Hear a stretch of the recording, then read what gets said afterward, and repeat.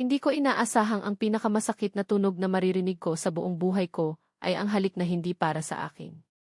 At lalong hindi ko inaasahan na manggagaling iyon sa taong pinagkatiwalaan ko ng halos isang dekada ng aking buhay. Si Mark. Ang Mark ko. Nakatayo ako sa labas ng pinto ng apartment niya. May daladalang isang maliit na cake na may nakasinding kandila, surprise ko sana para sa ika-9 naming anibersaryo. Ngunit ang sorpresa ay para pala sa akin. Isang sorpresang dumurog sa bawat piraso ng puso ko. Mahal na mahal kita, Mark, dinig kong sabi ng isang boses babae, malambing na para bang musika sa pandinig. Pero sa akin, iyon ang pinakamapait na notang tumusok sa dibdib ko. Sinundan iyon ng tunog ng mga labing naglalapat, paulit-ulit, na parang kutsilyong humihiwa sa bawat alaala ng mga halik na ibinigay niya sa akin. Nabitawan ko ang cake. Bumagsak ito sa semento, kasabay ng pagbagsak ng mundo ko. Ang liwanag ng kandila, na sumisimbolo sana sa aming pagmamahalan, ay namatay, tulad ng pag-asang natitira sa akin. Hindi ko alam kung gaano ako katagal nakatayo roon, tulala, hindi makapaniwala. Para akong nanonood ng isang pelikula, isang masamang panaginip na gusto ko nang magising. Pero ang bawat tunog, bawat halakhak na marahan mula sa loob, ay nagpapatunay na ito ang masakit na katotohanan. Tumalikod ako, dahan-dahan, bawat hakbang ay parang may pabigat na 1 tonelada. Ang mga luha, na kanina pa nagbabadyang pumatak, ay tuluyan ng bumuhos, walang tigil, parang ulan sa isang bagyo na walang katapusan. Ang sakit. Grabe ang sakit. Para akong sinasakal, hindi makahinga. Ang 9 na taon. 9 na taon ng mga pangarap, ng mga pangako, ng mga alaala, lahat naglaho na parang bula. Pagdating ko sa apartment ko, ibinagsak ko ang sarili sa kama. Doon, niyakap ko ang unan at humagulgol. Ang bawat hikbi ay may kasamang tanong, bakit? Saan ako nagkulang? Hindi pa ba sapat? Ang mga tanong na alam kong hindi masasagot, o kung masasagot man, ay lalo lang magpapabigat sa nararamdaman ko. Lumipas ang ilang araw na parang wala ako sa sarili. Lutang. Balisa. Hindi makakain. Hindi makatulog. Ang anino ni Mark at ng babae niya ay parang multong sumusunod sa akin kahit saan ako magpunta. Pati sa pagtuturo ko sa public school na pinapasukan ko, nahihirapan akong mag-focus. Nakikita ng mga ko-teacher ko ang pamumutla at pangangayayat ko, pero umingiti lang ako ng pilit at sinasabing pagod lang sa trabaho. Paano ko sasabihin sa kanila na ang puso ko'y durog na durog? Isang gabi, habang nakatitig sa kisam at pinipilit patulugin ang sarili, bigla kong naalala ang mga kwento ng lola ko tungkol sa Givith. Mabini. Isang maliit na baryo sa probinsya, payapa, malayo sa gulo ng syudad. Doon daw siya lumaki, sa lugar kung saan ang hangin ay sariwa, ang mga tao ay simple ang pamumuhay, at ang oras ay tila ba bumabagal. Apo, sabi niya minsan, kung sakaling mapagod ka na sa takbo ng buhay sa Maynila, umuwi ka sa Mabini. Doon, mahahanap mo ulit ang sarili mo. Noon, tinatawanan ko lang si Lola. Pero ngayon, ang mga salitang iyon ay parang isang sagradong pangako, isang kanlungan. Kailangan kong lumayo. Kailangan kong takasan ang lahat ng paalala ng sakit na ito. Kailangan kong hanapin ulit si Samantha na masaya, si Samantha na buo, si Samantha na hindi pa nasasaktan ng ganito. Kinabukasan, nag-file ako ng indefinite leave of absence sa school. Nag-empake ako ng ilang damit, mga librong paborito ko, at kaunting pera. Hindi ko na hinarap si Mark. Para saan pa? Anong sasabihin ko? Anong maririnig ko mula sa kanya? Mga kasinungalingan? Mga patawad na walang laman? Hindi ko kailangan yon. Ang kailangan ko ay katahimikan. Ang kailangan ko ay paghilom. Bago ako umalis, tinawagan ko siya. Isang beses lang. Mark, sabi ko, pilit pinatatag ang boses kahit nanginginig ang buong katawan ko. Sam, saan ka ba nagpunta? Ilang araw na kitang tinatawagan, hindi ka sumasagot. Nag-aalala ako sa'yo. Ang boses niya, puno ng pagkukunwaring pag-aalala. Naramdaman ko ang pamilyar na kirot. Tapos na tayo, Mark, diretsahan kong sabi. Walang paligoy-ligoy. Natahimik siya sa kabilang linya. Ilang segundo. Pagkatapos, Sam, ano bang sinasabi mo? Anong problema? Mag-usap tayo. Wala na tayong dapat pag-usapan pa, Mark. Nakita ko kayo. Narinig ko kayo. Ang bawat salita ay parang laso na unti-unting pumapatay sa akin, pero kailangan kong ilabas. Katahimikan ulit. Mas matagal ngayon. Tapos, isang buntong hininga. Sam, I can explain. Huwag na, Mark. Please lang.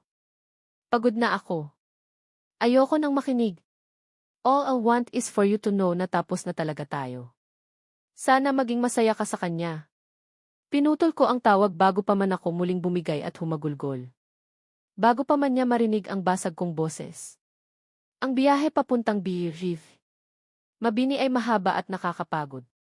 Mula sa bus terminal, sumakay pa ako ng jeepney na dumaan sa mga baku-bakong kalsada. Ang alikabok ay dumidikit sa balat ko, ang ingay ng makina ay nakakabingi, pero may kakaibang ginhawa akong naramdaman. Para bang ang bawat kilometrong nilalakbay ko palayo sa Maynila ay 1 kilometrong paglayo rin sa sakit. Nang makarating ako sa pinakabayan ng Mabini, nagtanong-tanong ako kung paano makakarating sa maliit na bahay na inuupahan ko, na nahanap ko lang online. Isang matandang tindera sa palengke ang nagsabi sa akin na kailangan kong sumakay ng habal-habal dahil medyo papasok pa raw iyon at hindi na kaya ng tricycle. Doon ka sa may kanto, Hija, sabi ni Manang, sabay turo sa isang pila ng mga motorsiklo. Hanapin mo lang si Adrian. Siya ang pinakamagaling at pinakamaaasahan dito. Medyo nag-aalangan man, naglakad ako papunta sa sinasabing pila. May ilang driver na agad lumapit sa akin, nag-aalok ng serbisyo. Pero hinanap ng mata ko ang pangalang Adrian. May isang lalaking nakaupo sa gilid, medyo malayo sa iba, nakasandal sa kanyang motorsiklo, tila malalim ang iniisip. Nakasuot siya ng simpleng itim na t-shirt, kupas na maong pants, at rubber shoes. Medyo may katangkaran, balingkinitan ang katawan, at may kutis na kayumangging sinunog ng araw. Ang buhok niya ay medyo mahaba, natatakpan ng isang lumang baseball cap. Excuse me, sabi ko, medyo nahihiya. Kayo po ba si Adrian? Dahan-dahan siyang lumingon. Ang mga mata niya, iyon ang unang napansin ko. Malalim, madilim, at parang may kung anong lungkot o pagod na nakatago. Walang emosyon ang kanyang mukha, ni hindi man lang umiti. Tumango lang siya. Kailangan ko kasing magpahatid sa may Sitio Ilaya. Sa may paupahan ni Aling Nena. Muli, tumango lang siya. Kinuha niya ang backpack ko na walang kahirap-hirap at inilagay sa harap ng motor. Sumenyas siyang sumakay na ako. Ang biyahe namin ay tahimik. Tanging ang ugong lang ng motor at ang huni ng mga ibon ang maririnig.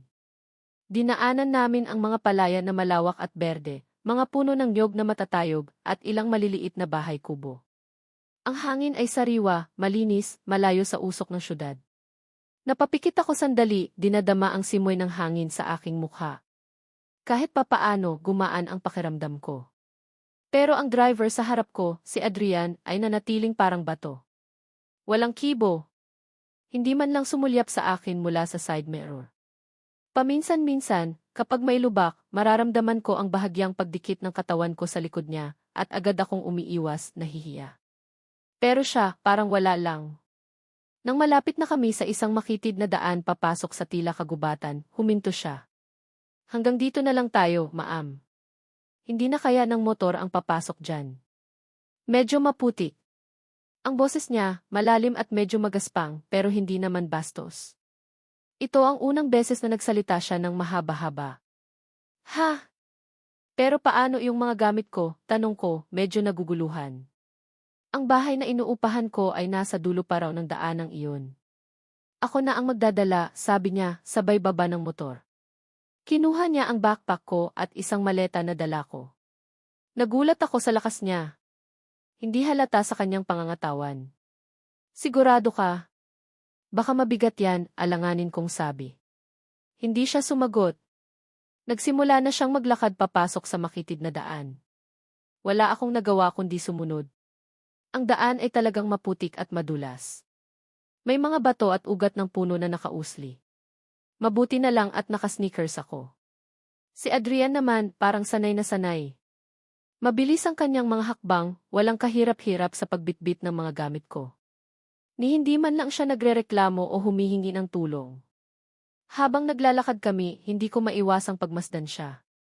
May kung anong misteryo sa kanya. Ang kanyang katahimikan, ang kanyang mga mata na tila ba ang daming nakikita pero walang sinasabi. Ang kanyang pagiging matulungin kahit na ang lamig ng kanyang pakikitungo. Para siyang pader na mahirap pasukin. Nang sa wakas ay narating namin ang maliit na bahay na gawa sa kawayan at pawid, ibinaba niya ang mga gamit ko sa may pintuan. Inabot ko sa kanya ang bayad. Salamat, Adrian, sabi ko, sinubukang umiti. Tinanggap niya ang pera, tinignan ito sandali, tapos ay tumingin sa akin. Sa unang pagkakataon, parang may nakita akong bahagyang kislap sa kanyang mga mata, pero nawala rin agad. Walang anuman, sabi niya, tapos ay tumalikod na at nagsimulang maglakad pabalik. Ni hindi man lang nagpaalam. Naiwan akong nakatayo roon, medyo nabigla sa kanyang biglaang pag-alis. Ang unang taong nakasalamuha ko sa gilhis. Mabini ay isang palaisipan. Isang lalaking may mga matang matitigas, malamig ang pakikitungo, ngunit sa kabila noon ay may angking kabaitan at dedikasyon sa kanyang trabaho. Pumasok ako sa maliit na bahay. Simple lang ito pero malinis. May isang maliit na sala, isang kwarto, isang kusina at isang banyo. Sapat na para sa akin. Umupo ako sa isang upuang yantok sa may bintana, tanaw ang mga puno sa labas. Huminga ako ng malalim. Ito na. Ang simula ng aking bagong buhay. Isang buhay na malayo sa sakit, malayo sa alaala ni Mark. Isang buhay kung saan susubukan kong buuin muli ang sarili ko. Pero habang nakatanaw ako sa papalubog na araw, hindi ko maiwasang isipin ang lalaking iyon, si Adrian. Ang kanyang mga matang tila ba may itinatagong sariling kwento ng sakit at katapusan. Ang sakit ng katapusang panloob.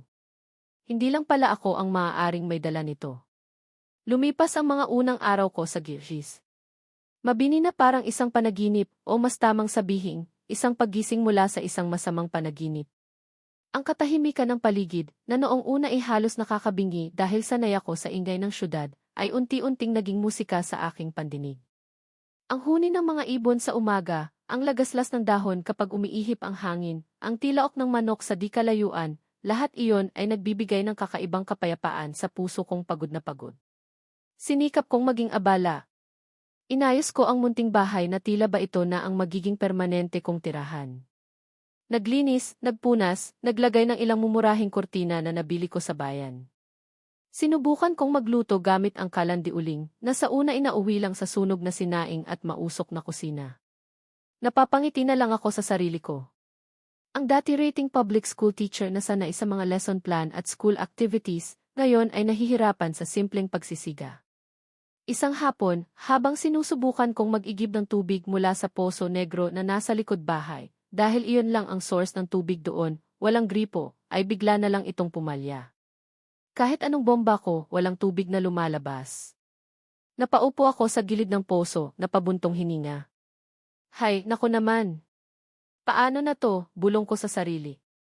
Wala pa naman akong masyadong kakilala dito bukod kay Aling Nena, ang may-ari ng bahay, na dumadalaw lang paminsan-minsan. Maya-maya pa, may narinig akong mga yabag. Paglingon ko, nakatayo sa di kalayuan si Adrian, dala ang kanyang motor. Nakakunot ang noo niya habang nakatingin sa akin tapos sa poso. Hindi ko alam kung paano niya nalaman na may problema ako. O baka naman napadaan lang talaga. Anong problema? Tanong niya, ang boses ay kasing lamig pa rin ang dati.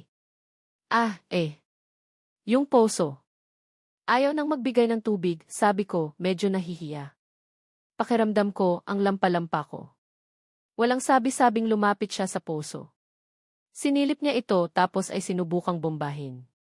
Nang makitang wala talagang lumalabas, may kinuha siyang kung anong gamit mula sa maliit na compartment ng motor niya. Nagkutingting siya roon ng ilang minuto. Hindi siya nagsasalita, seryoso lang ang mukha. Ako naman, nakatayo lang sa gilid, pinapanood siya, hindi alam kung anong sasabihin o gagawin. Pagkaraan ng ilang sandali, sinubukan niya ulit bombahin. At sa wakas, may tubig nang lumabas. Hindi man ganoon kalakas, pero sapat na para makapag-ipon ako. Subukan mo, sabi niya, umatras ng kaunti. Lumapit ako at bumumba. Tuwang-tuwa ako nang makitang tuloy-tuloy na ang agos. Naku, salamat talaga, Adrian. Hulog ka ng langit, nasabi ko nang hindi napipigilan ang sarili. Ngumiti ako sa kanya, isang matamis na ngiti ng pasasalamat. Tumingin lang siya sa akin, saglit, tapos ay tumango. Sige na, sabi niya, at tumalikod na, sumakay sa motor niya at umalis. Hindi na naman nagpaalam. Pero sa pagkakataong iyon, may kaunting init na naiwan sa dibdib ko. Sa likod pala ng mga matitigas niyang titig at tipid na salita, marunong din pala siyang tumulong. Hindi lang iyon ang pagkakataon na tinulungan niya ako. May isang beses na umulan ng malakas at nagkaroon ng maliit na tulo sa bubong ng kwarto ko. Kinabukasan, paggising ko, nakita ko si Adrian na nasa bubong na, inaayos ang ilang piraso ng pawid. Si Aling Nena pala ang nag-utos. Pero kahit nautos lang, ang paraan ng paggawa niya ay maayos at pulido. Paminsan-minsan din, kapag umuuwi ako galing sa pamamalengke sa bayan, dahil kailangan ko pa ring sumakay ng habal-habal papunta doon, siya ang lagi kong nasasakyan. Hindi ko alam kung nagkakataon lang ba o sadya. Pero sa tuwing siya ang driver ko, kahit natahimik lang kami sa buong biyahe, may kakaibang pakiramdam ng seguridad. Alam kong ligtas akong makakarating. Minsan, may dala akong mabigat na bayong ng mga pinamili. Walang tanong-tanong, siya na ang nagbubuhat noon hanggang sa pintuan ng bahay ko. Hindi siya humihingi ng dagdag na bayad. Isang tango lang tapos ay aalis na. Ang sungit talaga ng Adrian na iyan, no, sabi ni Aling Nena isang araw nang dalawin niya ako. Pero mabait yang batang iyan. Masipag pa. Huwag mo na lang pansinin kung parang laging galit sa mundo. Napangiti ako. Opo, Aling Nena. Napansin ko nga po, matulungin siya. Ay! Kahit sino naman dito sa baryo, kapag nangailangan ng tulong, lalo na kung kayang-kaya niya, hindi yan tumatanggi. Ganyan lang talaga yan, tahimik. Habang tumatagal, unti-unti kong nakikita ang ibang Adrian. Hindi na lang yung supladong driver na nakilala ko noong unang araw. May Adrian na maaasahan, may Adrian na matulungin, kahit na itinatago niya ito sa ilalim ng kanyang malamig na anyo. At hindi ko maipagkakaila, may kung anong kiliti akong nararamdaman sa tuwing nagtatama ang mga mata namin o kapag nagkakaroon kami ng mga sandaling nag-uusap, kahit na tungkol lang sa mga simpleng bagay. Isang klase ng kilig na matagal ko nang hindi naramdaman. Isang kilig na pilit kong winawaksi dahil natatakot akong masaktan ulit. Huwag kang assuming, Sam, paalala ko sa sarili ko. Mabait lang talaga siya. At isa pa, kadarating mo lang dito. Ang misyon mo ay maghilom, hindi maghanap ng panibagong sakit ng ulo. Dumating ang araw ng piyesta ng beer sheath. Mabini. Maingay ang buong paligid. May mga banderitas na nakasabit sa bawat kanto, may mga tugtugan, at ang amoy ng iba't ibang pagkain ay nagkalat sa hangin. Niyaya ako ni Aling Nena na sumama sa kanya. Noong una, nag-aalangan ako. Ayoko ng maraming tao, ayoko ng ingay. Pero naisip ko, pagkakataon ko na rin ito para makihalubilo at maranasan ang kultura ng lugar. Sa plaza, nagkalat ang mga tao. May mga naglalaro ng bingo, may mga palaro para sa mga bata, may mga tindahan ng kung ano-anong kakanin at gamit. Medyo na-overwhelm ako. Para akong isdang nawala sa dagat. Bigla akong nahiwalay kay Aling Nena na may kinausap na kakilala. Naiwan akong mag-isa, hindi alam kung saan pupunta. Habang palinga-linga, may nabangga akong matigas na bagay. Pagtingala ko, si Adrian pala. Medyo nagulat ako. Nakasuot siya ng simpleng polo shirt at maong, medyo iba sa karaniwan niyang suot na t-shirt kapag nagmamaneho. Ay, sorry, sabi ko. Tumingin lang siya sa akin tapos ay tumango. Akala ko, aalis na siya, pero nanatili siyang nakatayo sa harap ko. Nawawala ka, tanong niya. Ang boses niya, parang hindi na kasing lamig ng dati. O baka naman nasasanay na lang ako. Medyo. Si Aling Nena kasi may nakausap. Ikaw, anong ginagawa mo dito? Tambay lang, maikli niyang sagot. May itinuro siya sa di kalayuan. Doon, masarap ang bibingka. Gusto mo? Nagulat ako sa alok niya. Hindi ko inaasahan. Sige, sabi ko, medyo nahihiya pa. Naglakad kami papunta sa isang maliit na stall na nagtitinda ng bibingka at puto bumbong. Ang bango. Umorder siya ng 2. Habang naghihintay kami, tahimik lang ulit. Pero hindi na kasing awkward ng dati. May kaunting kumpiyansa na. Nang makuha namin ang bibingka, naghanap kami ng maupuan. May nakita kaming isang bakanting bangko sa ilalim ng isang malaking puno ng mangga. Doon kami umupo, kumakain ng mainit na bibingka. Masarap nga, sabi ko pagkatapos ng unang kagat. Tumango lang siya, pero nakita kong bahagyang sumilay ang isang napakaliit na ngiti sa kanyang mga labi. Ngiti ba talaga iyon? O guni-guni ko lang? Pero kahit ano pa man iyon, nagdulot iyon ng kakaibang saya sa dibdib ko. Kilig. Yun na nga yata yun. Ang simpleng bagay na iyon. Nagkwentuhan kami ng kaunti. Tungkol sa piyesta, sa mga tao, sa buhay sa baryo. Nalaman kong dito na talaga siya lumaki. Bihira siyang magsalita tungkol sa sarili niya, pero sa mga sandaling iyon, parang medyo nagbukas siya. At ako, nakikinig lang, nadadala sa bawat salitang binibitawan niya, kahit nakaunti lang iyon. Maya-maya, may nakita siyang isang palaro, yung perya kung saan babarilin mo, yung mga laro ang nakasabit para manalo ng premyo. Gusto mong subukan? Tanong niya, nakatingin sa akin. Ha? Naku, hindi ako marunong yan, natatawa kong sabi. Ako, sabi niya, tapos ay tumayo at lumapit sa stall. Kumuha siya ng air gun at sumubok. Sa unang putok, sumablay. Sa pangalawa, muntik na. Pero sa pangatlong putok, natamaan niya ang isang maliit na stuffed toy, isang aso na kulay brown. Tuwang-tuwa ang bantay ng stall. Ibinigay nito kay Adrian ang laruan. Lumapit si Adrian sa akin, hawak ang maliit na aso. Medyo nag-alinlangan pa siya ng ilang segundo, tapos ay iniabot niya ito sa akin. Para sa'yo, sabi niya, medyo naiiwas ang tingin. Pampaswerte raw. Naramdaman kong uminit ang mga pisngi ko. Kinuha ko ang laruan. Ang lambot. Salamat, Adrian. Ang cute naman nito. Tumingin ako sa kanya, at sa pagkakataong iyon, nagtama ang mga mata namin. May kung anong kislap sa mga mata niya na hindi ko pa nakita dati. Isang kislap na parang paghanga. O baka naman, imahinasyon ko lang ulit yun. Ang saya ko ng hapong iyon. Parang nakalimutan ko sandali ang lahat ng sakit. Parang bumalik ako sa pagiging dalaga na kinikilig sa simpleng mga bagay. Ang Adrian na suplado ay biglang naging Adrian na sweet. Ngunit ang sayang iyon ay hindi nagtagal. Kinagabihan, habang naglalakad-lakad pa rin ako sa plaza, hinahanap si Aling Nena, may natanaw ako sa di kalayuan. Si Adrian. May kausap siyang isang babae. Isang babaeng maganda, bata, at mukhang tagaroon din nakatawa sila.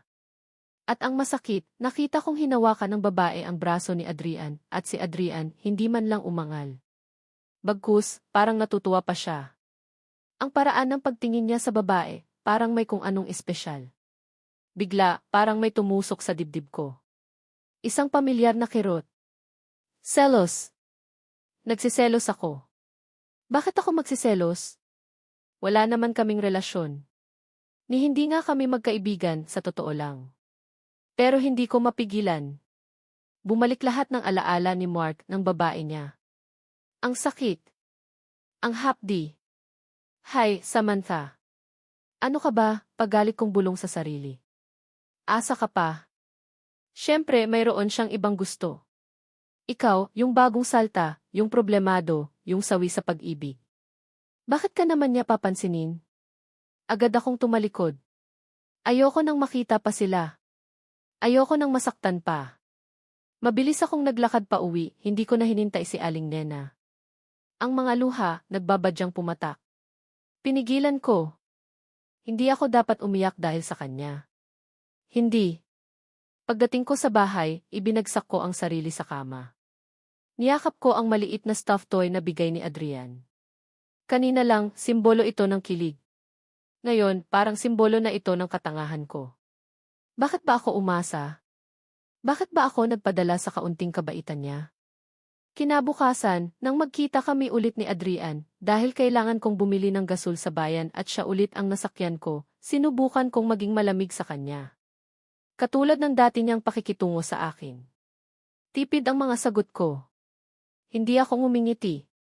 Umiiwas ako sa mga mata niya. Napansin niya yata ang pagbabago ko. Paminsan-minsan, sumusulyap siya sa akin mula sa side mirror na parang nagtatanong. Pero hindi siya nagsasalita. At mas mabuti na rin yun. Dahil kung magtatanong siya, hindi ko alam kung anong isasagot ko. Hindi ko alam kung paano ko ipapaliwanag ang selos na nararamdaman ko para sa isang taong hindi naman dapat akin. Ang gulo. Ang gulo ng puso ko. Akala ko, sa pagpunta ko dito sa Mabini, makakahanap ako ng kapayapaan. Pero bakit parang mas lalo lang akong naguguluhan? Dahil ba sa isang supladong driver ng habal-habal na may mga matang nangungusap, na may mga lihim na kabaitan, at na mayroon na palang ibang nagpapasaya sa kanya? Nakatitig ako sa maliit na asong laruan. Ang saya at kilig na naramdaman ko kahapon ay napalitan ng pagdududa at kaunting kirot. Ano ba talaga, Adrian? Tanong ko sa kawalan. Sino ka ba talaga sa likod ng mga matitigas mong titig? At sino ba ako para umasang may puwang ako sa buhay mo? Lumipas pa ang ilang linggo na puno ng alanganin at tahimik na pagmamasid. Ang dating namumuong pagkakomportable ko kay Adrian ay napalitan ng isang pader na ako na mismo ang nagtayo. Tuwing magkikita kami, lalo na kapag kailangan kong sumakay sa habal-habal niya, pilit kong ginagawang formal at maikli ang aming usapan. Ang mga ngiti ay tipid, ang mga tanong ay sinasagot ko lang kung kinakailangan. Ramdam ko ang pagtataka sa mga mata niya, minsan ay parang may gusto siyang sabihin, pero pinangungunahan ko na ng pag-iwas. Masakit, pero mas masakit siguro kung hahayaan kong mahulog ang loob ko sa isang taong hindi naman pala para sa akin. Ang imahe niya kasama ang babae sa piyesta ay paulit-ulit na bumabalik sa isip ko, lalo na sa gabi bago ako matulog. Sino kaya iyon? Girlfriend niya? Ang ganda niya, mukhang masayahin. Bagay sila. Sino ba naman ako para umepal? Isang gabi, malakas ang ulan. Nasa loob ako ng bahay, nagbabasa ng libro para libangin ang sarili, nang biglang may kumatok ng malakas sa pinto. Nagulat ako. Sino naman kaya ang pupunta sa ganitong oras at sa ganitong panahon? Dahan-dahan akong lumapit sa pinto, may kaunting kaba. Sino yan? Tanong ko. Si Adrian to, Sam. Si Adrian? Anong ginagawa niya dito? Binuksan ko ang pinto. Nakatayo siya roon, basang-basa ng ulan, ang buhok ay tumutulo, ang damit ay dikit na dikit sa katawan. May dala siyang maliit na bayong. Adrian, anong nangyari? Bakit ka nandito? Pumasok ka, baka magkasakit ka niyan, nag-aalala kong sabi, nakalimutan ko bigla ang pagtatampo ko. Pumasok siya, medyo alanganin. Inabot ko sa kanya ang isang tuwalya. Pasensya na sa abala, Sam, sabi niya habang pinupunasan ang buhok. May dinaanan lang ako kanina, tapos biglang bumuhos ang ulan. Malayo pa ang bahay ko, kaya naisip kong dumaan muna dito kung okay lang sa'yo. Naman, okay lang. Maupo ka muna. Kukuha ako ng mainit na mainom. Pinaupo ko siya sa maliit naming sala. Nagmamadali akong nagtimpla ng kape. Nang iabot ko sa kanya ang kape, napansin kong medyo nanginginig pa siya sa ginaw. Salamat, sabi niya, kinuha ang tasa. Ang mga mata niya, nakatingin sa akin, parang may gustong basahin sa mukha ko. Bakit ka nga pala napadaan sa banda rito? Gabi na usis ako, sinubukang ibalik ang formalidad sa boses ko. Huminga siya ng malalim. May kailangan akong sabihin sa'yo, Sam. Bigla akong kinabahan. Ano kaya iyon? Aamin na ba siyang may girlfriend na siya? O baka naman, sasabihin niyang tigilan ko na ang pag-iwas sa kanya? Ang daming tumatakbo sa isip ko. Tungkol saan? Tumingin siya sa paligid ng maliit kong bahay. Tapos, tumingin ulit siya sa akin, seryoso ang mukha. Hindi ako simpleng habal-habal driver lang, Sam. Napakunot ang noo ko. Anong ibig mong sabihin? Ang totoo may kaya ang pamilya ko. May mga negosyo kami sa Maynila. Malalaki. Napatanga ako. Hindi ako makapaniwala sa narinig ko. Si Adrian? Ang supladong driver na lagi kong nakikita na nakatsinelas lang at kupas na damit. Mayaman? Ha? Seryoso ka? Parang hindi pa rin mag-sink in sa utak ko. Tumango siya. Pero pinili kong mamuhay dito sa Mabini ng simple. Gusto kong maranasan ang buhay na hindi nakadepende sa pera. Gusto kong makahanap ng taong magmamahal sa akin, hindi dahil sa kung anong meron ako, kundi dahil sa kung sino talaga ako. Natulala ako. Parang eksena sa isang pelikula. Isang mayamang tagapagmana na nagpapanggap na mahirap para makahanap ng tunay na pag-ibig. Medyo glitch, pero nangyayari pala talaga. Kaya ka laging seryoso. Kaya ka ganyan? Siguro. Marami na rin akong naranasan, Sam. Mga taong lumalapit dahil sa pera. Mga kaibigang hindi totoo. Nakakapagod din eh. May lungkot sa boses niya. Ngayon ko lang narinig ang ganoong emosyon mula sa kanya. Pero bakit sa akin mo sinasabi to? Tanong ko, puno ng pagtataka. Tumingin siya ng diretso sa mga mata ko. Ang mga matang dati malamig, ngayon ay parang may nag-aapoy na kung ano. Dahil simula nang makilala kita, Sam, iba ka. Iba ang pakiramdam ko sa'yo. Nakikita kong totoo ka. Simple. Hindi ka materyosa. At gusto kita, Sam. Matagal na. Parang huminto ang mundo ko.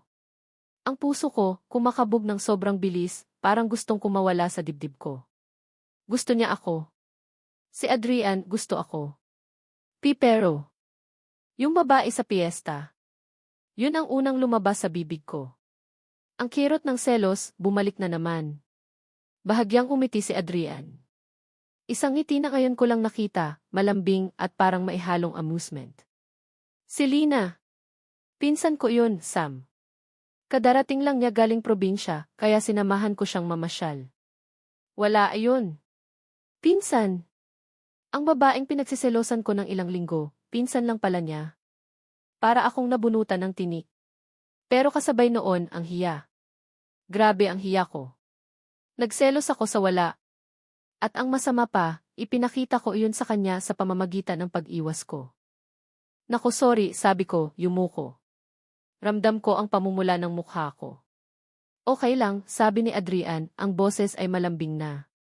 Actually, medyo natuwa pa nga ako noong napansin kong umiiwas ka pagkatapos mo kaming makita.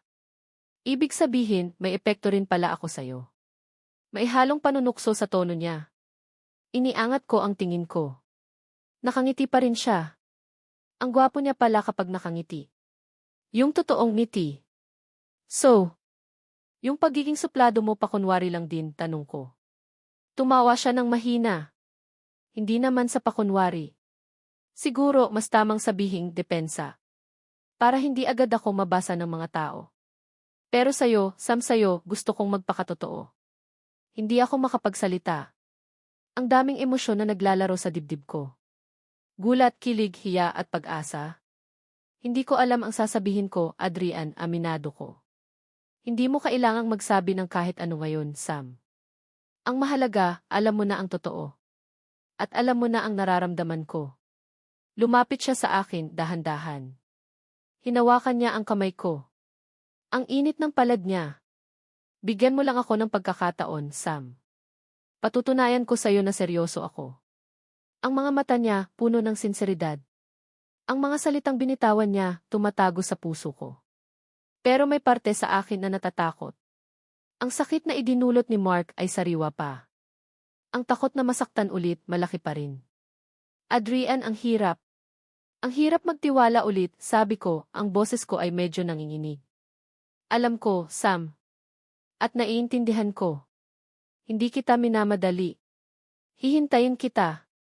Ang gabing iyon ay puno ng mga revelasyon. Ang Adrian na kilala ko bilang isang simpleng driver ay isa palang milyonaryo. Ang Adrian na akala ko'y suplado ay may malambot din palang puso. At ang Adrian na pinagsiselosan ko ay may gusto pala sa akin. Ang gulo. Pero sa gitna ng kaguluhan, may kaunting liwanag.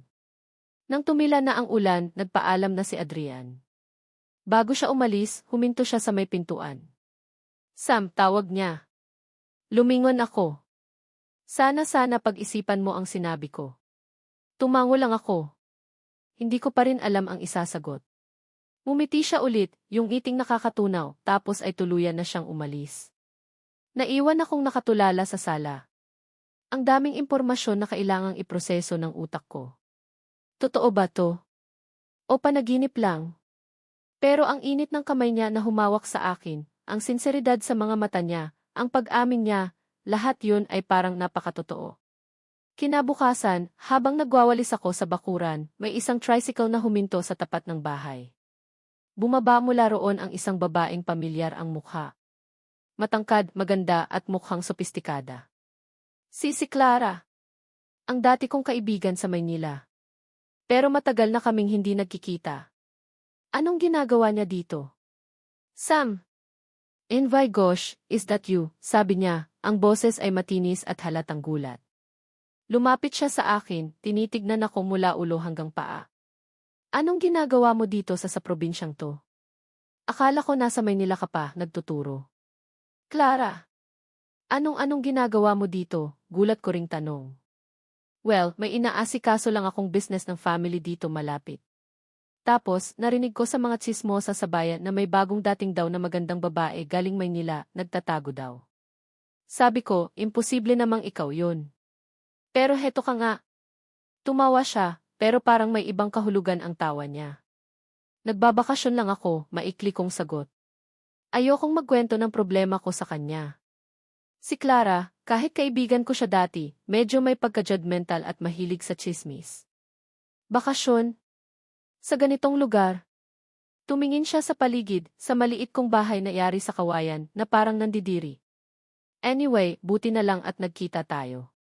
May ipapakilala ako sa'yo. Isang mayamang bachelor dito. Bagay kayo. Malay mo, makalimutan mo na yung ex mong walang kwenta. Napailing na lang ako. Si Clara talaga, hindi nagbabago. Clara, ayos lang ako dito. Hindi ako naghahanap ng kung sino. Sus, wag ka nang pakipot, Sam. Alam mo, sayang ang ganda mo kung itatago mo lang dito sa bukid. Yisa the way, speaking of ex, nabalitaan ko yung tungkol kay Mark. Ang kapal ng mukha, no? After 9 years. Kung ako sa'yo, ipopost ko iyon sa social media para mapahiya siya. Hindi ko na lang pinansin ang mga sinasabi niya tungkol kay Mark. Pero ang pagdating niya, parang isang senyales. Isang paalala ng dati kong buhay. At isang potensyal na gulo.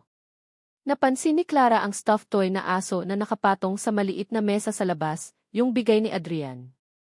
Ang cute naman ito. Saan mo nabili? Kinuha niya ito. Ah, bigay lang yan, sabi ko, medyo umiiwas. Bigay? Kanino? May manliligaw ka na agad dito. Ang bilis mo naman, girl. Tumaas ang isang kilay niya na parang may naamoy na bagong chismis. Bumuntong hininga ako. Ang tahimik kong mundo sa Mabini ay parang biglang nagulo sa pagdating ni Clara at sa revelasyon ni Adrian. Ang lihim na nasa anino ay unti-unti nang lumalabas sa liwanag. At hindi ko alam kung magiging maganda ba ang kalalabasan nito. Ang puso ko, na nagsisimula palang humilom at umasa, ay bigla na namang napuno ng agam-agam at pag-aalala. Ang simpleng buhay na hinahangad ko ay tila ba nagiging komplikado. Ang pagdating ni Clara ay parang isang masamang pangitain. Tulad ng inaasahan ko, hindi nagtagal at ang balita tungkol sa mayamang tagapagmana na nagpapanggap na habal-habal driver at ang iguro mula Maynila na nagtatago sa probinsya, ay kumalat na parang apoy sa buong Bilhith. Mabini.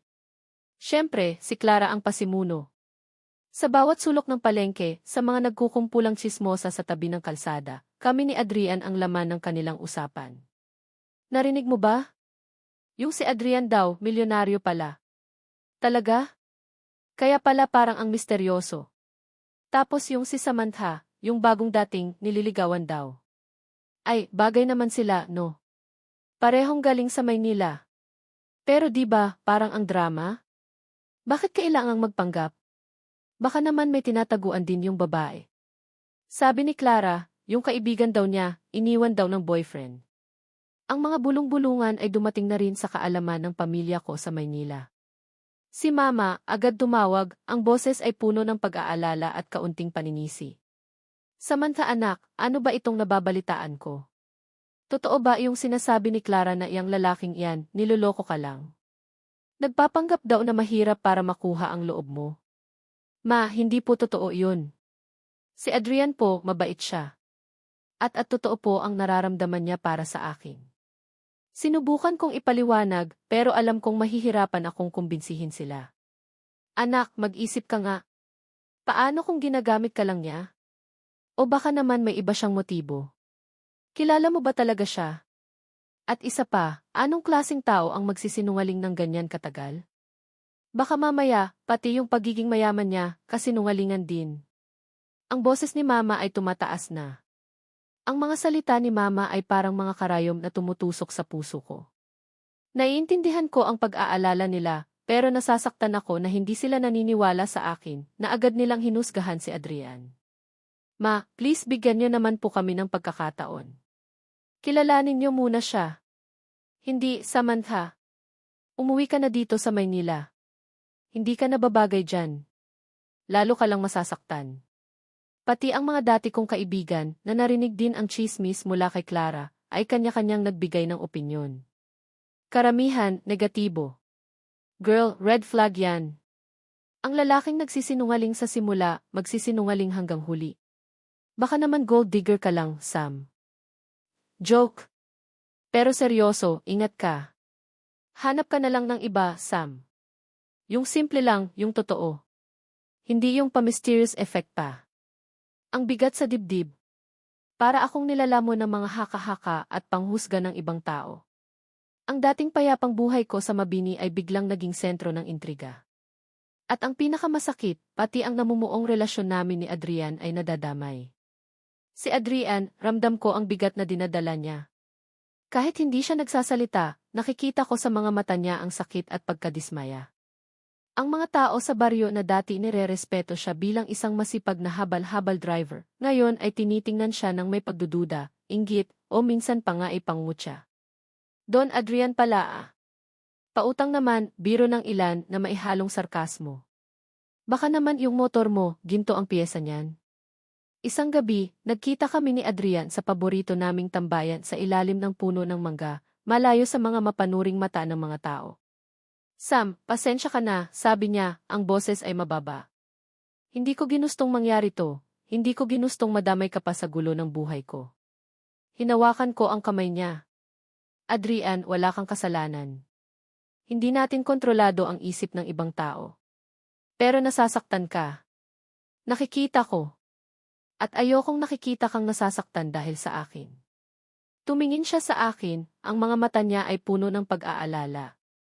Adrian, mas nasasaktan ako kapag nakikita kitang pinanghihinaan ng loob. Laban natin to, di ba? Sinubukan kong umiti, kahit na sa loob-loob ko ay durog na rin ako. Pero habang tumatagal, mas lalong lumalala ang sitwasyon. Si Clara, na tila ba may personal na galit kay Adrian o sa ideya na maging masaya ako, ay patuloy sa pagpapakalat ng mga negatibong kwento. Kesyo si Adrian daw ay may iba pang babae sa Maynila, kaya nagtatago sa probinsya. Kesyo ang pamilya daw ni Adrian ay tutol sa akin dahil hindi ako ka-level nila. Mga kasinungalingang walang basehan, pero dahil paulit-ulit na sinasabi, may mga naniniwala. Isang araw, nagkaroon kami ng matinding pagtatalo ni Adrian.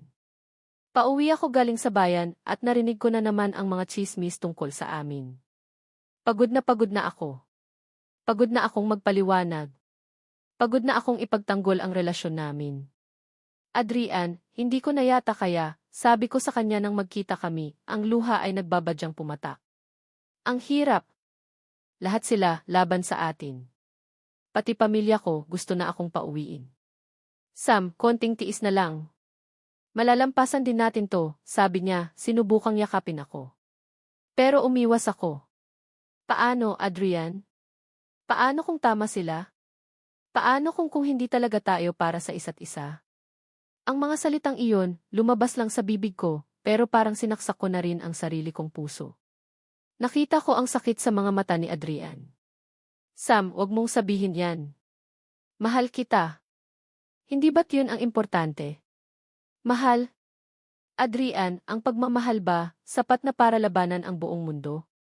Napasigaw na ako. Ang lahat ng repressed emotions ko, ang sakit, ang takot, ang pagod, lahat ay sumabog. Para sa akin, Sam, kung mahal mo talaga ang isang tao, ipaglalaban mo. Sumigaw na rin siya. Ito ang unang pagkakataon na nakita ko siyang magalit ng ganito. Pero napapagod na ako, Adrian. Napapagod na akong lumaban para sa isang bagay na parang wala namang kasiguraduhan. Humagulgol na ako. Ang sakit-sakit. Hindi na siya sumagot. Nakatitig lang siya sa akin, ang mga mata niya ay puno ng lungkot at pagkabigo. Tumalikod ako at tumakbo pa uwi, umiiyak. Iniwan ko siyang nakatayo roon, mag-isa. Ang mga sumunod na araw ay parang impyerno. Hindi kami nagkikita ni Adrian. Hindi kami nag-uusap. Ang dating init at kilig ay napalitan ng malamig na distansya.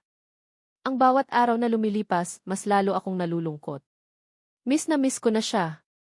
Miss ko na ang mga simpleng usapan namin, ang mga ngiti niya, ang pakiramdam na ligtas ako kapag kasama ko siya. Pero ang pride ko at ang takot ko ay pumipigil sa akin na lumapit sa kanya. Baka nga tama ang sinabi ko. Baka nga hindi kami para sa isa't isa. Baka nga mas mabuti kung maghiwalay na lang kami para matapos na ang lahat ng gulo.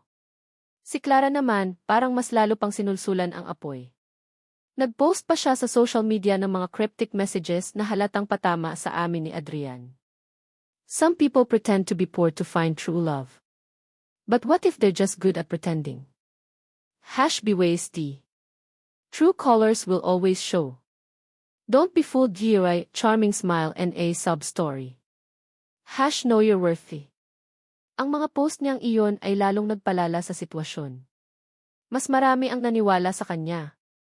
Mas marami ang humusga sa amin. Nakarating din kay Aling Nena ang mga chismis. Isang hapon, dinalaw niya ako. Hisha, sabi niya, ang boses ay malumanay. Alam kong mahirap ang pinagdadaanan ninyo ni Adrian. Pero huwag kang magpapadala sa sabi-sabi ng iba. Kilala ko si Adrian. Mabuting bata yan. At nakikita ko, mahal ka niya talaga.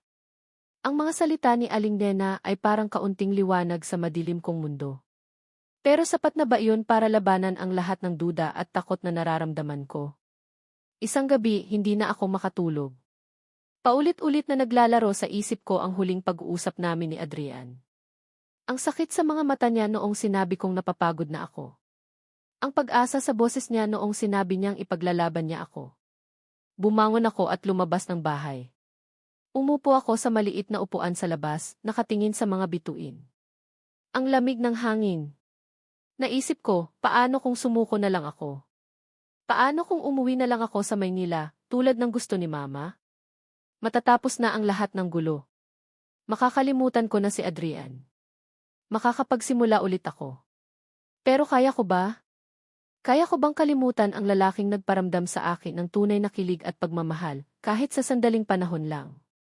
Ang lalaking nagpakita sa akin na posible palang magtiwala ulit pagkatapos ng lahat ng sakit.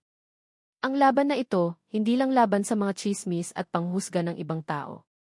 Laban din ito sa sarili kong mga takot at duda. Laban ito para sa pag-ibig na nagsisimula palang mamukadkad, pero agad nang sinusubok ng tadhana. Napabuntong hininga ako. Ang hirap. Sobrang hirap. Ang kaharian ng kasinungalingan na itinayo ng mga taong mapanghusga ay unti-unti nang gumuguho sa relasyon namin ni Adrian. At kung hindi kami magiging matatag, baka tuluyan na kaming matabunan nito. Ang lungkot at takot ay unti-unting lumalamon sa akin. Hindi ko alam kung hanggang kailan ko pa ito kakayanin. Lumipas ang ilang araw na parang walang katapusan ang bigat sa dibdib ko. Ang bawat paggising sa umaga ay may kasamang kirot ng pangulila at pagsisisi. Si Adrian, hindi ko na nakikita. Minsan, kapag kailangan kong pumunta sa bayan, ibang habal-habal driver na ang sinasakyan ko. Ayoko siyang makita, hindi dahil sa galit, kundi dahil natatakot akong baka mas lalo lang akong masaktan, o baka hindi ko mapigilan ang sarili kong yakapin siya at humingi ng tawad. Ang mga tsismis, kahit medyo humupa na, ay paminsan-minsan pa ring umaalingaw-ngaw. Pero mas matindi ang laban sa loob ko. Paulit-ulit kong tinatanong ang sarili ko, tama ba ang ginawa ko? Tama bang isinuko ko agad ang pag-ibig na alam kong totoo, dahil lang sa takot at sa sabi-sabi ng iba? Ang mga salita ni Aling Nena, mahal ka niya talaga, ay parang sirang plakang paulit-ulit sa isip ko. Isang hapon, habang nagdidilig ako ng mga halaman na itinanim ko sa paso sa labas ng bahay, isang munting paraan para libangin ang sarili, may naramdaman akong kakaiba. Bigla akong nahilo at nasusuka. Noong una, inisip kong baka dahil lang sa init ng araw o sa pagod. Pero nang maulit iyon ng ilang beses sa mga sumunod na araw, at nang mapansin kong hindi pa rin ako dinadatnan ng buwanang dalaw ko, nagsimula na akong kabahan. Hindi ako pwedeng magkamali. Ang mga senyales pamilyar. Noong kabataan ko, naranasan ko na ito pero nauwi sa wala. Ngayon, ang posibilidad na ito ay parehong nagbibigay ng takot at isang munting kislap ng pag-asa. Nagpasya akong pumunta sa maliit na health center sa bayan para magpa-check up. Nanginginig ang mga kamay ko habang naghihintay ng resulta. Nang lumabas ang kumadrona at ngumiti sa akin, alam ko na. Congratulations, Ma'am Samantha. You're 6 weeks pregnant. Parang nabingi ako. Buntis ako. Buntis ako sa anak ni Adrian. Ang daming emosyon na sabay-sabay kong naramdaman, gulat, takot, tuwa, pangamba. Paano na ito? Paano ko sasabihin kay Adrian, lalo na't hindi kami nag-uusap? Paano tatanggapin ng pamilya ko ito? Paano tatanggapin ng mga tao sa paligid namin? Pero sa gitna ng lahat ng pangamba, may isang damdamin na nangingibabaw, ang pagmamahal para sa maliit na buhay na nasa sinapupunan ko. Anak namin ni Adrian. Isang bunga ng pag-ibig na sinubok, pero hindi dapat isuko. Noong gabing iyon, hindi ako mapakali. Naglakad-lakad ako sa labas ng bahay, yakap-yakap ang tiyan ko. Kailangan kong makausap si Adrian. Kailangan niyang malaman. Ano man ang maging reaksyon niya, ano man ang mangyari sa aming dalawa, karapatan niyang malaman na magkakaanak kami. Kinabukasan, nilakasan ko ang loob ko. Nagpunta ako sa lugar kung saan madalas tumambay ang mga habal-habal driver. Nakita ko siya, nakaupo sa gilid, nakasandal sa motor niya, katulad ng dati. Pero ngayon, may bakas ng lungkot at pagod sa mukha niya, mas malalim kaysa dati. Ang dating matitigas niyang titig, ngayon ay parang mailambot ng pangungulila. Dahan-dahan akong lumapit. Napansin niya ako. Nakita ko ang gulat sa mga mata niya. Tumayo siya agad. Sambi ang tanging nasabi niya. Ang boses niya may halong pag-asa at pag-aalala. Adrian, pwede ba tayong mag-usap? Sabi ko, pilit pinatatag ang boses. Tumango siya. Naglakad kami papunta sa paborito naming puno ng mangga, kung saan walang masyadong tao. Nang makarating kami doon, huminga ako ng malalim. Adrian, I'm sorry, yun ang unang lumabas sa bibig ko. Sorry sa lahat ng nasabi ko. Sorry kung nasaktan kita. Natakot akong masaktan ulit. Natakot akong hindi natin kakayanin. Ang mga luha, nagsimula na namang tumulo. Lumapit siya sa akin. Hinawakan niya ang mukha ko, pinunasan ang mga luha ko gamit ang kanyang mga daliri. Sam, ako dapat ang humingi ng tawad. Patawarin mo ako kung nahirapan ka dahil sa akin, dahil sa sitwasyon ko. Pero maniwala ka, wala akong ibang hinangad kundi ang makasama ka. Ang boses niya, puno ng sinseridad. May kailangan kang malaman, Adrian, sabi ko, nanginginig ang boses. Tumingin ako sa mga mata niya. Buntis ako, Adrian. Magkakaanak tayo. Natigilan siya. Nanlaki ang mga mata niya. Para siyang hindi makapaniwala. Ilang segundo siyang walang kibo, nakatitig lang sa akin. Kinabahan ako. Ano kaya ang iniisip niya? Magagalit ba siya? Tatakbuhan niya ba ako? Tapos, dahan-dahan, isang ngiti ang sumilay sa kanyang mga labi. Isang ngiti na puno ng tuwa, ng pagkamangha. Lumuhod siya sa harap ko, hinawakan ang tiyan ko. Totoo. Totoo, Sam, tanong niya, ang boses ay nanginginig sa tuwa. May mga luha na ring namumuo sa kanyang mga mata. Tumango ako, umiiyak na rin. Adrian. Totoo. Niyakap niya ako ng mahigpit. Naramdaman ko ang panginginig ng katawan niya. Ang saya. Ang gaan sa pakiramdam. Mahal kita, Sam. Mahal na mahal kita. At mahal na mahal ko na rin ang anak natin, bulong niya sa tainga ko, habang yakap-yakap pa rin ako. Ang sandaling iyon, sa ilalim ng puno ng mangga, ay parang isang panaginip. Ang lahat ng sakit, ng takot, ng pagdududa, ay parang biglang naglaho. Napalitan ito ng pag-asa, ng pagmamahal, at ng panibagong simula. Nag-usap kami ng matagal. Ikinuwento ko sa kanya ang lahat ng naramdaman ko, ang mga takot ko. Nakinig siya, walang paghusga. Ikinuwento rin niya ang hirap na dinanas niya noong mga araw na hindi kami nag-uusap. Ang pangulila, ang pagsisisi. Hindi na kita papakawalan ulit, Sam, sabi niya, hawak ng mahigpit ang mga kamay ko. Haharapin natin ang lahat ng magkasama. Ang pamilya mo, ang pamilya ko, ang buong baryo kung kailangan. Basta kasama kita at ang anak natin, kaya ko ang lahat. Ang mga salita niya ay nagbigay sa akin ng lakas. Ang tapang na nawala sa akin noong mga nakaraang linggo ay unti-unting bumabalik. Hindi na ako nag-iisa. May Adrian na, may anak pa kami. Kinagabihan, sabay kaming pumunta sa bahay ni Aling Nena. Ikinuwento namin sa kanya ang magandang balita. Tuwang-tuwa si Aling Nena, niyakap kami pareho. Sabi ko na nga ba eh. Kayo talaga ang para sa isa't isa, sabi niya, kumikislap ang mga mata. At ngayon, may munting anghel pa na darating. Nako, pagbubutihin ko ang pag-aalaga sa'yo, Hija, para malusog ang apo ko sa tuhod. Ang suporta ni Aling Nena ay malaking bagay para sa amin. Kahit papaano, may isang taong naniniwala at masaya para sa amin. Nagdesisyon si Adrian na kausapin ang kanyang pamilya sa Maynila. Kahit alam niyang magiging mahirap, kailangan nilang malaman ang totoo, lalo na't magkakaanak na kami. Ako naman, nag-ipon ng lakas ng loob para harapin ulit ang pamilya ko, para ipaglaban ang pagmamahalan namin ni Adrian at ang pamilyang bubuin namin. Ang pagbubuntis ko ay parang isang milagro. Ito ang nagbigay daan para sa muling pagpapatawad, hindi lang sa pagitan namin ni Adrian, kundi pati na rin sa sarili ko. Patawad sa mga pagkakamali, patawad sa mga takot, patawad sa mga pagdududa. Ang kilig na naramdaman ko noon ay mas lumalim pa. Naging pag-ibig na matatag, handang harapin ang anumang pagsubok. Ang pag-asa, na minsan inawala, ay muling sumibol, mas matibay at mas maliwanag. Habang nakahiga ako sa kama noong gabing iyon, hawak ang kamay ni Adrian na mahimbing nang natutulog sa tabi ko, hindi ko maiwasang mapangiti. Ang dating durog kong puso ay unti-unti nang nabubuo. Ang dating madilim kong mundo ay unti-unti nang nagkakakulay. May mga pagsubok pa kaming haharapin, alam ko. Pero ngayon, handa na ako. Handa na kaming lumaban ng magkasama. Para sa aming pag-ibig at para sa aming munting pamilya. Ang muling pagpapatawad ay nagbukas ng pinto para sa isang bagong simula. Isang simula na puno ng pag-ibig, pag-asa, at walang katapusang kilig. Ang mga sumunod na buwan ay napuno ng paghahanda at pananabik. Ang balita ng aking pagbubuntis ay naging tulay para sa maraming bagay. Si Adrian, tinupad ang pangako niyang kausapin ang kanyang pamilya. Noong una, tulad ng inaasahan, may pagtutol at maraming tanong. Sino ba naman daw ako? Bakit sa isang simpleng probinsyana pa nahulog ang loob ng kanilang tagapagmana?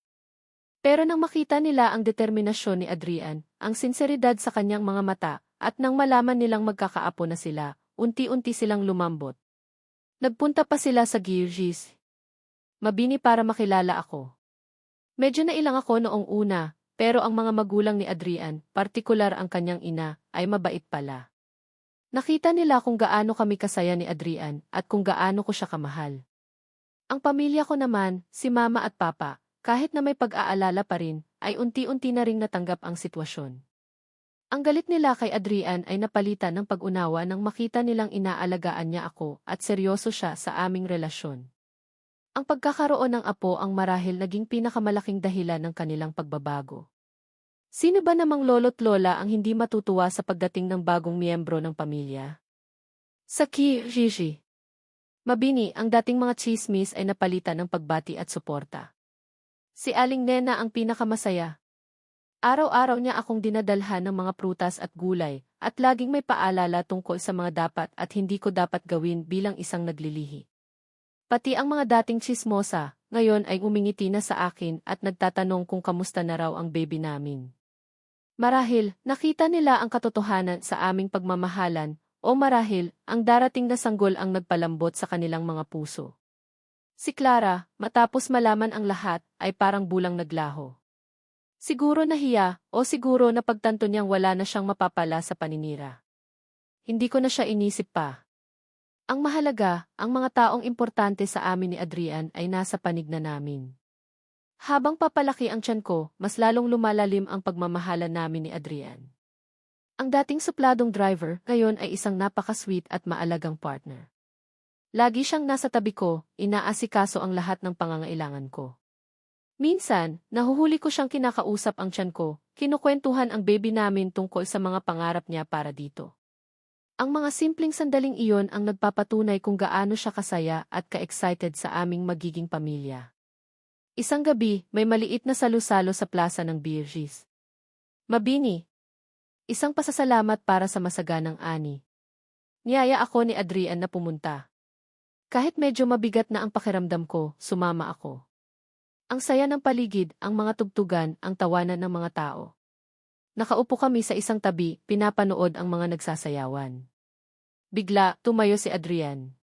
Medyo nagtaka ako. Sam, sandali lang, sabi niya, may kakaibang kislap sa kanyang mga mata. Umakyat siya sa maliit na entablado kung saan tumutugtog ang banda. Kinausap niya ang bokalista.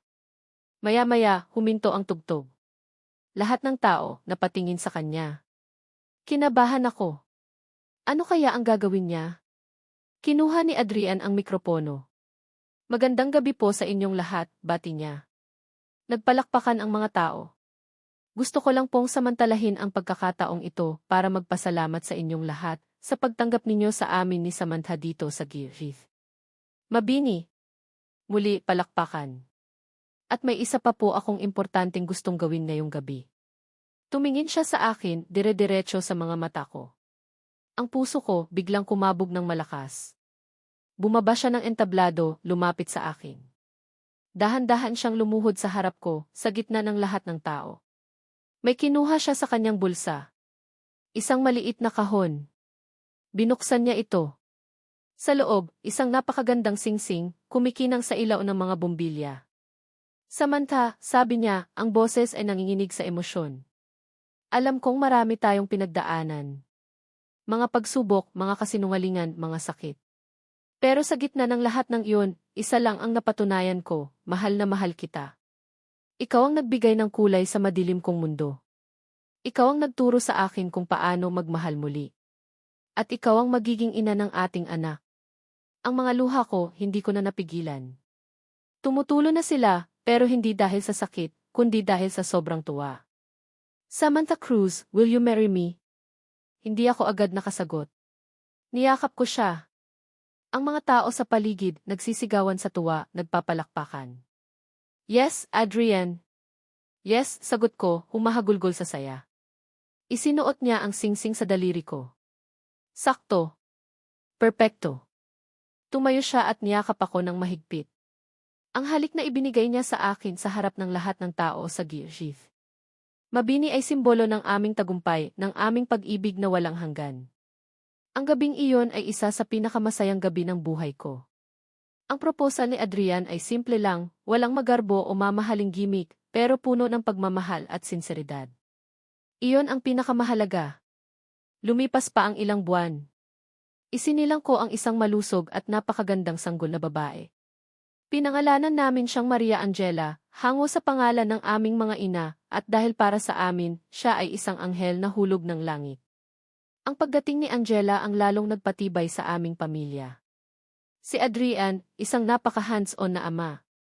Kahit na may mga negosyo silang inaasikaso, lagi siyang umuuwi sa Girith. Mabini para makasama kami. Ang maliit naming bahay na yari sa kawayan ay napuno ng tawanan, ng iyakan ng sanggol, at ng walang katapusang pagmamahalan. Nagpakasal kami ni Adrian sa maliit na simbahan sa Girith. Mabini. Isang simpleng seremonya, dinaluhan ng aming mga pamilya at malalapit na kaibigan. Si Aling Nena ang isa sa mga ninang ni Angela. Si Mama at Papa, tuwang-tuwa habang karga-karga ang kanilang apo. Ang mga magulang ni Adrian, masaya ring nakikipagkwentuhan sa mga taga-baryo. Ang lahat ng hidwaan at pagdududa noon ay napalitan na ng pagtanggap at pagkakaisa. Hindi kami lumipat sa Maynila. Pinili naming manatili sa Girith. Mabini kung saan nagsimula ang lahat. Dito, simple ang buhay, payapa at puno ng pagmamahal. Paminsan-minsan, bumibisita kami sa Maynila para sa negosyo. Pero ang tahanan namin ay dito na, sa maliit na baryo kung saan natagpuan namin ang tunay na kaligayahan. Si Adrian, kahit na isa ng milyonaryo, ay paminsan-minsan pa ring nagmamaneho ng habal-habal, hindi na para kumita, kundi para makipagkwentuhan at makatulong sa mga taga-baryo.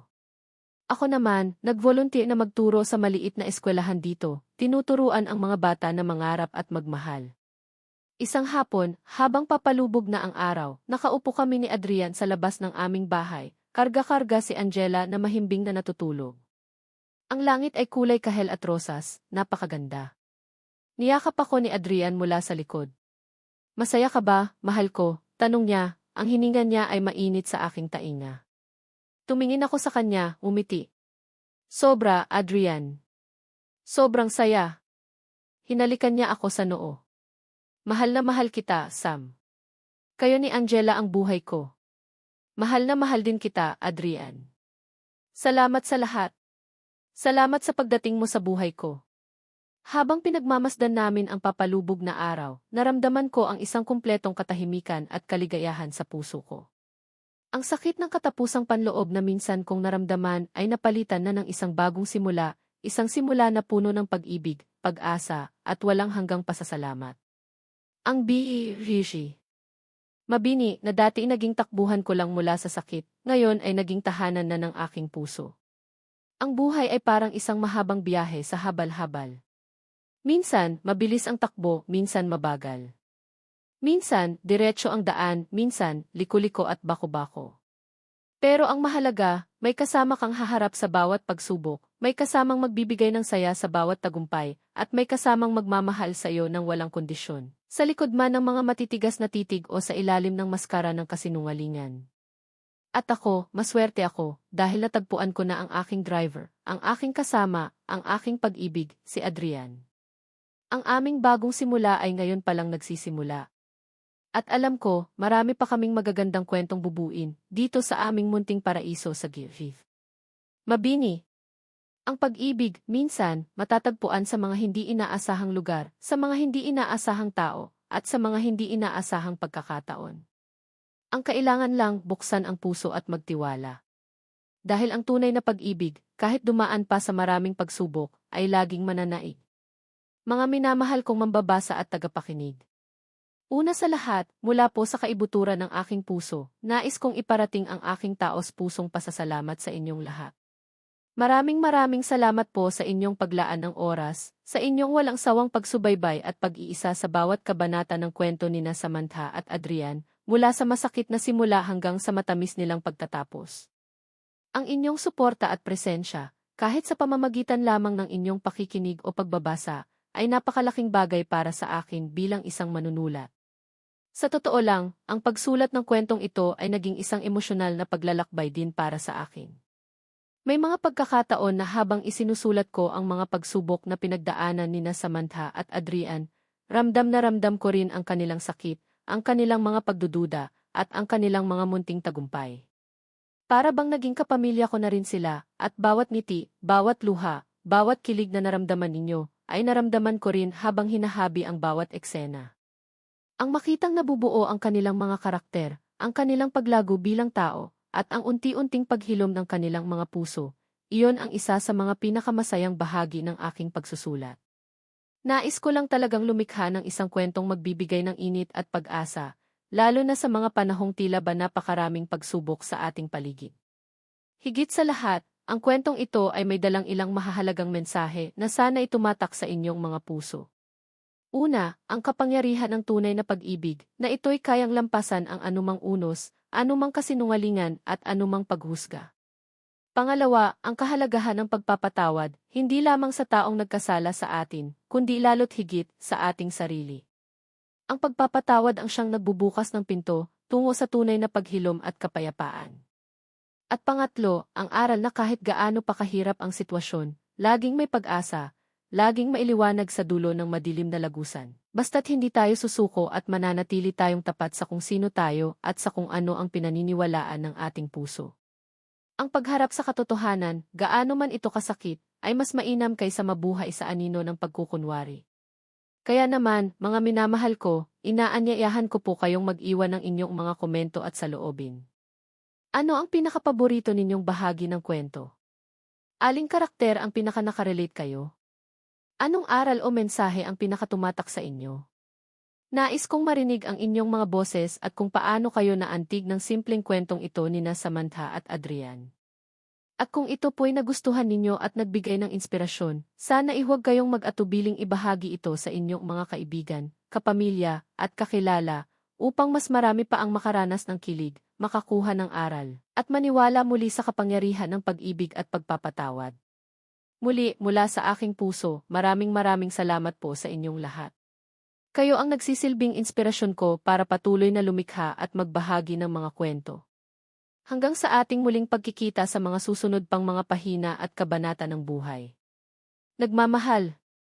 Ang inyong manunulat.